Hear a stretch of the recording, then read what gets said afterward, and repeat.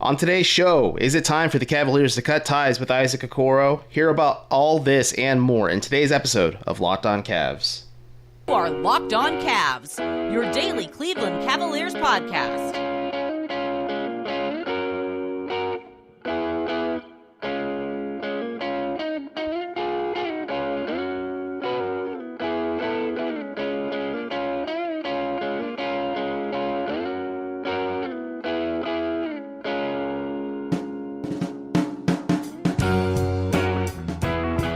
What's Jabelin' Jables? My name is Evan Dammarell, and I am the co-host of Locked On Cavs, the first podcast ever to feature human voices.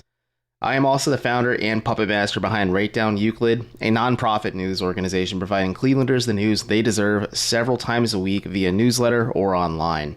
We are, of course, fully fueled by reader support, and I'd say the more work that it speaks for itself, there's plenty of it.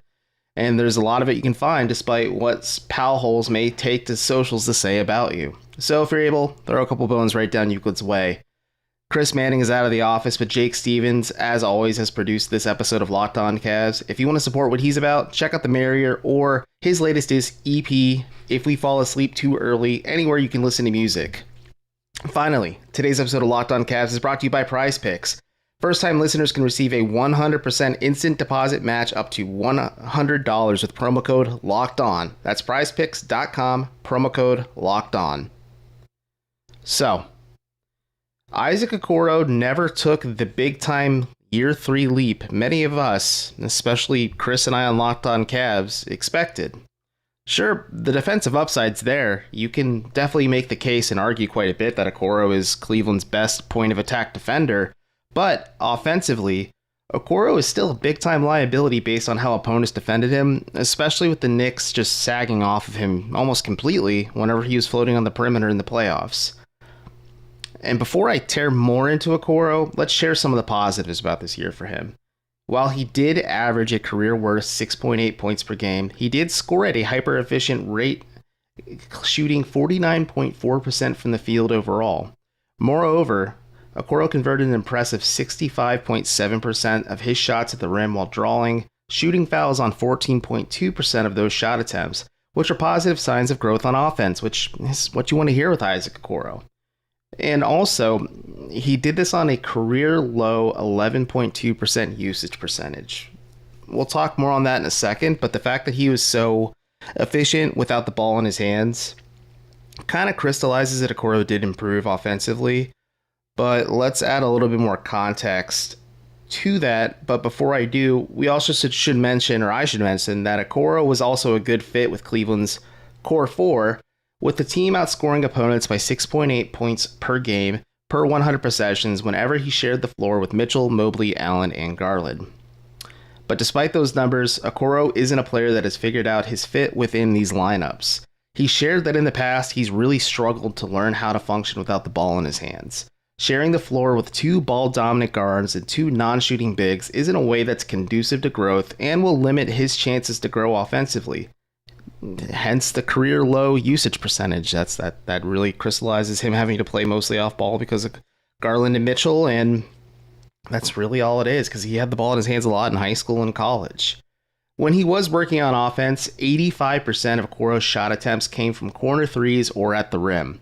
While those are 2 of the most efficient places to score on the court, the lack of growth in operating outside those areas is mildly concerning. Some of that can be placed on the shoulders of Cleveland's coaching staff and the lack of creativity within the offense. Ditto for the lineups where Okoro is utilized, where more often than not, he's the 5th banana and very reliant on how defenses are playing Garland, Mitchell, Mobley, and Allen. But when Okoro doesn't do much other than attack from the corner, it limits his potential and makes him incredibly easy to plan for whenever he's on the floor. During the regular season, I'm going to get some numbers out here for you guys. During the regular season, 0.6% of the time, there was a defender within 2 to 4 feet of Okoro while Cleveland was on offense. That number dropped to 0% in the postseason against New York. 2.8% of the time, Okoro was considered open with a defender within 4 to 6 feet of him during the regular season. That number did jump to 4.3% during the playoffs. Finally, and this is the staggering one, Okoro was left wide open on the perimeter 45.5% of the time during the regular season, with opponents walling off the paint instead. That number jumped to 52.2% on Okoro's 12 three-pointer attempts in the first round against the Knicks. What does that say? Opponents have figured out that Okoro was really only functional from the corner and that his three-point shot still hasn't fully developed to the point where it's a reliable option on offense. Now, I wouldn't say it's as bad as like Andre Roberson at times of the Durant-Westbrook Thunder, but for a team that plays an antiquated style of basketball with two non-shooting big men, Okoro's lack of offensive adaptability and versatility is disheartening, especially when he struggled to keep defenses honest consistently this season, and that has been the through line of his offensive career with the Cavaliers. And that's why I think you saw the Cavs zero in on the best available shooting options on the market in Max Strus, George Niang, and Ty Jerome. You have to think, where does Isaac Okoro fit within the rotation going forward with all these additions? We can dive deeper on that in a moment, but we should really just consider the fact that, like, Okoro had much more efficient numbers. He's learning how to play off ball and without the ball in his hands, but he just didn't have that year three leap.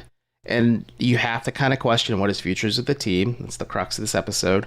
But at least for now, he's on the roster. He hasn't been traded yet as of me recording this. But for now, like with the new additions the Cavs made, does he even play next season? We'll talk about that more, and we can dive a lot deeper into it. But first, I gotta give a quick word from today's sponsor, PrizePicks. As I said before, today's episode of Locked On Cavs is brought to you by PrizePicks. Yay, PrizePicks. To play, pick 2 to 5 players to see if they'll score more or less points than their PrizePicks projection. You can win up to 10 times your money on any entry. There's no competing against other people, it's just you versus the projections available. PrizePicks offers projections on any sport that you watch. That includes NBA, NFL, MLB, NHL, the PGA, or LIV, I guess, college football, men's college basketball, women's college basketball, soccer, the WNBA, esports, NASCAR, tennis, MMA, boxing, disc golf, Euro basketball, cricket. Maybe they start doing ad reads for podcast hosts on this network, and so much more. Entries can be made in 60 seconds or less. It's that easy, and they offer safe and fast withdrawals. They're currently operational in over 30 states and Canada. And if you're interested, download the PrizePicks app or go to prizepicks.com to sign up and play daily fantasy sports. First-time users can receive a 100% instant deposit match up to $100 with promo code LOCKEDON. If you deposit $100, PrizePicks will give you $100. If you deposit $50, PrizePicks will give you $50. Don't forget to enter promo code LOCKEDON at sign-up for an instant deposit match of up to 100 bones.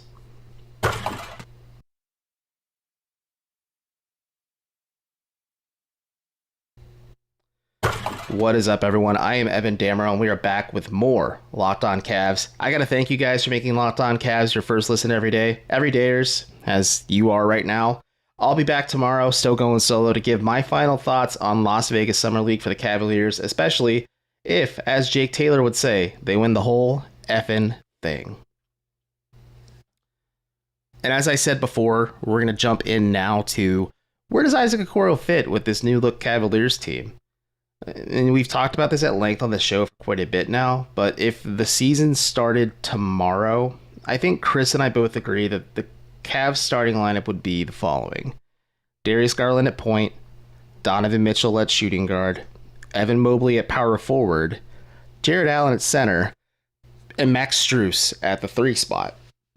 This is because Strus has a very clear and defined role, whether it was at the Heat, or what it could be with the Cavs, as a guy who can be a movement shooter that can play off of the defensive attention players like Garland and Mitchell command on the perimeter or on the interior, or be a bit of a guy that just runs around the court on off-ball screens or just through actions and things like that to utilize Evan Mobley's passing, or maybe even Jared Allen, who can make basic reads at times.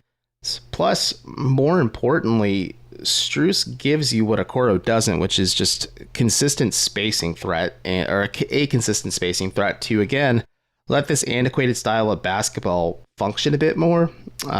Just in case Evan Mobley's shot doesn't convey. This conversation, of course, is completely flipped if Mobley comes out hitting 38 to 40% of his 3-point attempts on like 3 or 4 attempts per game early into the season.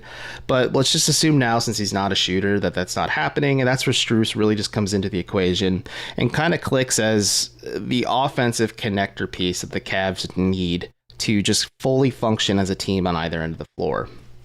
So then you look at the bench, and that's where Okoro is kind of in the mix, but I've said this a lot in writing for Down Euclid. I've said it on the show quite a bit.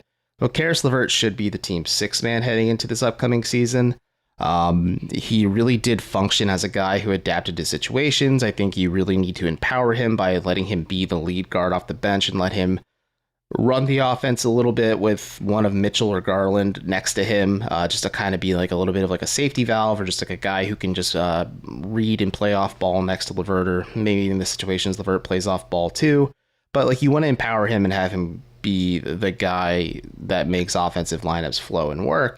And after that, I think you just pencil in George Niang in as like your 7th or 8th man. Again, we'll talk about this more. So he's right after LeVert right now in my eyes, just because he's a bigger player. He's a 3-4 type player. He pairs really nicely next to either of Mobley or Allen. And I think if you're looking at bench units, you more often than not want to see lineups that feature one of Garland or Mitchell and one of Mobley or Allen at all times. And then you pepper in the guys on the fringes. And in this case, it'd be, here's a lineup I'm going to throw out here. So it'd be Mitchell at the point, LeVert at the 2. We'll keep Max Strus at the 3 for the time being. George Niang at the 4 and Evan Mobley at the 5. That gives you a lot of passing, a lot of movement, a lot of shooting.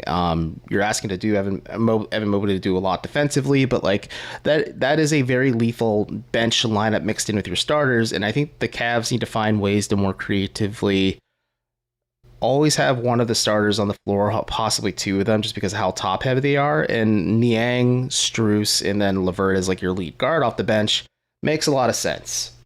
Ty Jerome, in my opinion, should be in the mix too. I think he should be the one getting minutes over Ricky Rubio because of the shooting upside.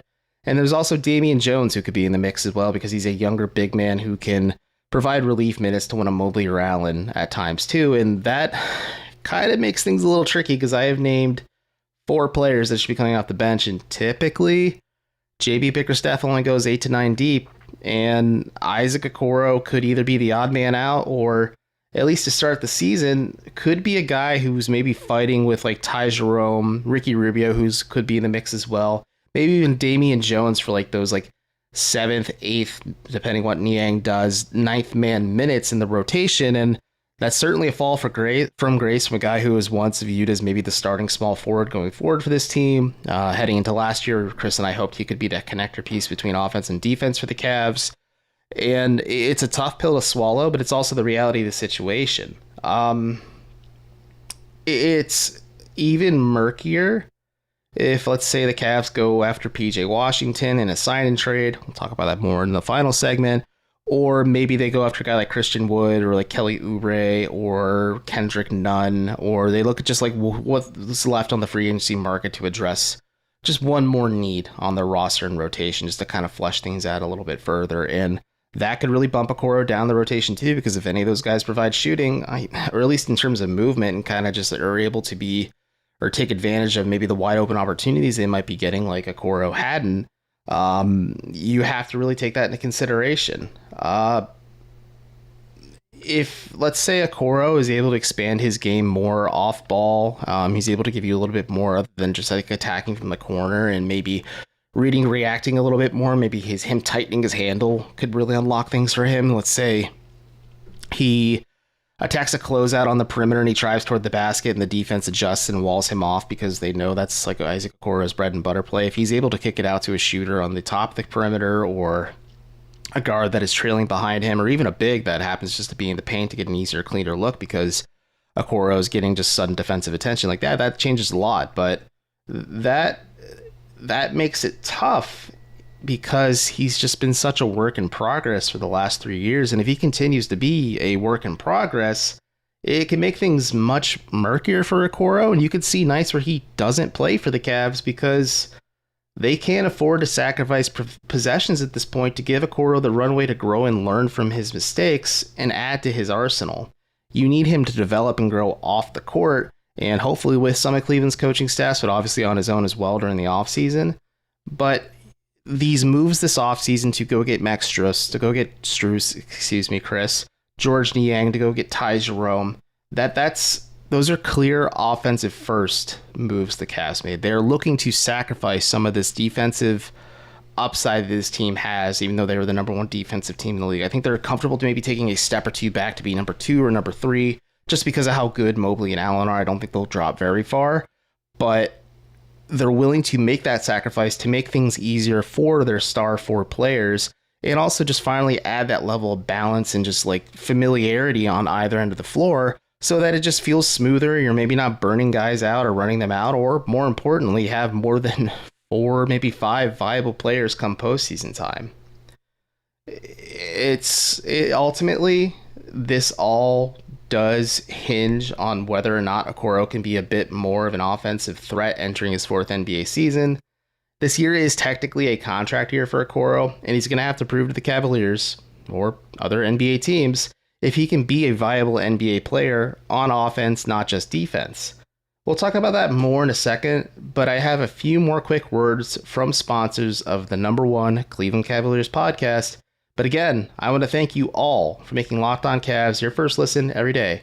Every day, tomorrow on the show, I'll be giving my thoughts on summer leaguers like Pete Nance, who could be around the Cavs via the charge a bit longer than just a quick trip to Vegas.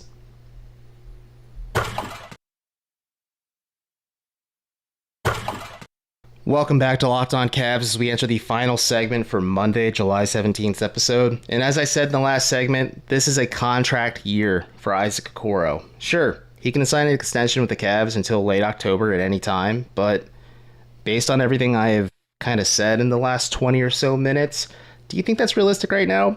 I don't. I don't think that's realistic. And more likely, Okoro is going to enter restricted free agency next year because the Cavs already picked up his option for this upcoming season, and I would assume that they extend him a qualifying offer just because he is a top 5 pick and he does have value for this team. And depending on how he looks this year, that could hinge on if Cleveland makes it a bit of a priority to lock him up right away, go further and further, maybe even go over the luxury tax threshold to keep him, which they're able to do just because they have his bird rights and he's also an RFA, but that's more technical stuff down the line. But they also could let him test the waters of free agency to see, okay, we don't quite know what you're worth, Isaac. You may think you're worth this much. We may not agree. Let's see if we can find a middle ground of whether a team is willing to sign you to maybe what you believe you're worth, or maybe a little bit less of what you believe you're worth, which is more than what the Cavs are willing to pay. Or they just find something, and then the Cavs have that luxury because Okoro is a restricted free agent to be able to match any of those contract offers that are out there. And if it's the juice isn't worth the squeeze, the Cavs can let Okoro go. And it's tough because a lot of the teams like the Jazz or the Pacers or the Magic, the teams that have a lot of projected salary cap space, will be using a lot of their money to lock up their own players, whether it's the Jazz figuring out what's next with just all the star moves. They have to re-sign Larry Markkinen likely to an extension, and also there's John Collins in the mix there too. The Pacers just acquired Obi Toppin, and Obi Toppin is extension eligible, and he's also going to be a restricted free agent like Okoro. They just signed Tyrese Halliburton to a ton of money. Miles Turner may get an extension to them because the Pacers are looking to remain competitive instead of just blowing this up. They also could sign Buddy Hield to an extension too. Like, there's a lot of paths here where the Cavs could not have to really sweat the market that much. And then like a team like Orlando, who I just throw out there as I mentioned because they're a younger team, they have to re-sign a lot of these young guys, and that could make it even harder for them to go after free agents on the market like Okoro, who could have some intrigue just because he is a younger wing player that provides you, I would say, elite point of attack defense, which is a really underrated skill in basketball. And that leaves a team like the San Antonio Spurs, which according to SpotTrack have, or at least projected to have, about $7.8 million in salary cap space, not this summer, but the following summer. And that would be a $1 million pay decrease compared to what Okoro is making for the 2023-24 season. And considering how flawed he is and can be as a player, he may not get a better offer than that in the market too. Like the Cavs could offer him something more than that and he stays in Cleveland. Let's say it's 8.2 million annually, or maybe something a little bit north of that. But the Cavs kind of have the luxury of not having to fight a lot of teams on the market to sign Isaac Okoro in restricted free agency. And again, this all does change the narrative, and this conversation changes considerably if he does make like quite a leap in his fourth season in the NBA. But let's just say he's making roughly 7.8 million annually, or the Cavs, or like he signs a contract with this, let's just say San Antonio, and it's for 7.8 million annually. I'm pretty sure the Cavs would be happy to keep Okoro, flaws and all. But if Okoro and his team feel that this isn't a good situation for him, because it can't be understated that he entered at a weird time during the pandemic. He didn't have the luxury of summer league or really like a proper training camp because of COVID. His development was kind of on the fly his rookie season, and JB Bickerstaff said the approach was just like, hey, Isaac, we want you to defend the best perimeter player hard. We don't care if you foul him. And it was trial by fire. He learned how to play defense pretty quickly. He understood player tendencies and defensive concepts a lot faster and better that way. But the offense is just such a work in progress. And because he doesn't have those reps or opportunities, or just opportunities with the ball in his hand to kind of just find ways to maybe tighten up his handle or work on that a little bit, and like with actual in-game reps, or just get more shot opportunities versus just like the very few he had, or maybe how he's just kind of put in a box offensively at times. Like the Cavs may have to consider trading him, especially if him and his camp are like, hey, we love Cleveland, we love this coaching staff, we just don't think this is the right fit for Isaac right now in his career. And again, it's not his fault that the Cavs went from a bad team to a winning team after acquiring Evan Mobley. But Okoro just doesn't have the luxury of like what other rookies have had in the past, and also just hasn't had that runway to properly develop because the Cavs became a little bit too good too quickly, just at his own expense.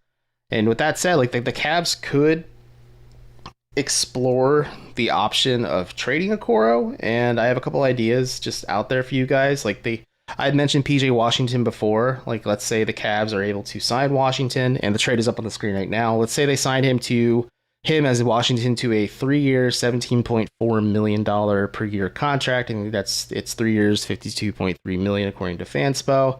And you send out Isaac Okoro, Dean Wade, and 2 second-round picks. In this trade, I gave Charlotte the 2024 second rounder via Golden State, and then the 2027 second rounder via Denver.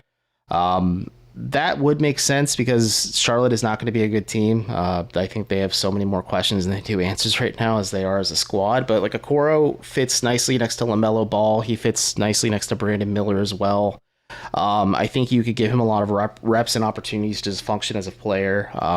Again, there's a lot of just like flaws of this Hornets team, but like that is a team that is likely going to be picking high in the draft next year. And Okoro at least could have the opportunity to learn what he is as a player and maybe maximize on his financial opportunities heading into the following offseason next summer, whether it's with Charlotte or a different team. And for Washington, that gives you a guy that can play the 3-4 for the Cavs. Maybe he plays a lot of small ball 5-2. He gives you a lot of that shooting upside. He's a player that at least I know the Cavs were interested in heading into free agency, but they got a lot of their first name targets first. The biggest one being Max Strus, and then kind of just worked backwards from there. But we'll see. Like, what would Washington be comfortable coming off the bench, or does he want to start? Like that, there's a lot of questions there. But like he would fit in very, very nicely as like that last rotation piece, and would really just make things pretty consistent and tight for the Cavs. Like they would have a lot of shooting options off the bench. But let's say that trade doesn't manifest. Let's say Dallas steps in and they offer PJ Washington more money, or maybe just a better opportunity overall.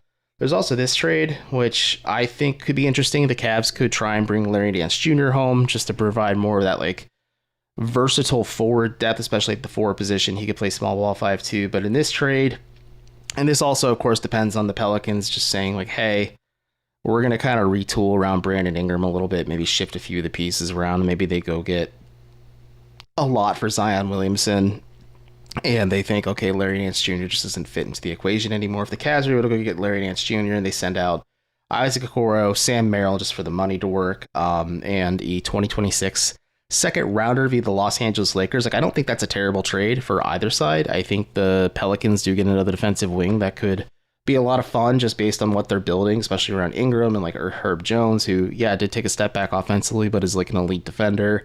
And they have Dyson Daniels. Like, they have a ton of fun pieces in New Orleans, and I think Okoro could fit in pretty nicely there. Maybe have a little bit more of an opportunity on a team that isn't great, but is trying to be, but they're still pretty good. And I still think Okoro could develop and mesh and coexist with a lot of those young pieces in New Orleans.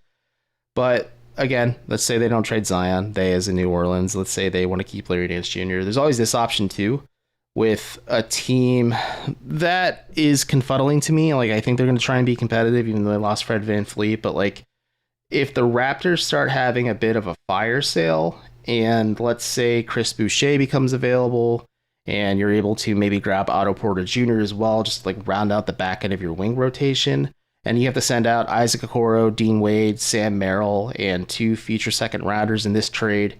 I didn't put this one together, but I found it. I'm like, okay, Chris Boucher and Otto Porter make sense for the Cavs at least. You send out the 2026 second rounder via the Lakers and the 2027 second rounder via the Nuggets just to acquire Boucher and Porter Jr., who Boucher's in this case is more of a stretch big who has like high energy defensive upside. I think, or at least I feel pretty comfortable in saying that like he would be a better option than Christian Wood. It's just he's not a free agent right now. And yeah, Otto Porter Jr. has been having some health issues. He hardly played for the Raptors last year, but like I was always a fan of his game. He's a bigger wing. I think he could fit in nicely as not a guy who plays on a night-to-night basis, but like gives you more depth at the perimeter position, which is something that a team like the Cavs just really, really need. But again, this all really just does hinge on whether or not Isaac Okoro makes a bit of a leap offensively to add some versatility to his game. And he's definitely going to be a player worth watching all of next season, since his future with the team and in the NBA in general depends on his performance. I'm going to pass it over to you guys. What do you think the Cavs should do? What do you think Isaac Okoro should work on the most? What do you expect? Like, do you expect the Cavs to sign into an extension? Do you expect them to trade him? Do you expect something completely crazy to happen? Do you expect him to come off the bench? You tell me in the comments below. Let me know, and just thanks again for making Locked On Cavs your first listen every day. Again, everydayers, I'll be back tomorrow with my final thoughts on Las Vegas Summer League and their overall experience for the Cavs. Maybe they will be LVSL Summer League champion. That said Summer League twice, but either way, maybe they will be champs, maybe they won't be. Who knows? We're going to break it all down on Tuesday's Locked On Cavs. But until next time, talk to you later. I'm Evan Dammarell. Check out the Marrier and Jake Stevens' work. Check out Down Euclid and donate to a nonprofit news organization. Our work speaks for itself, believe me. And until next time, go Cavs.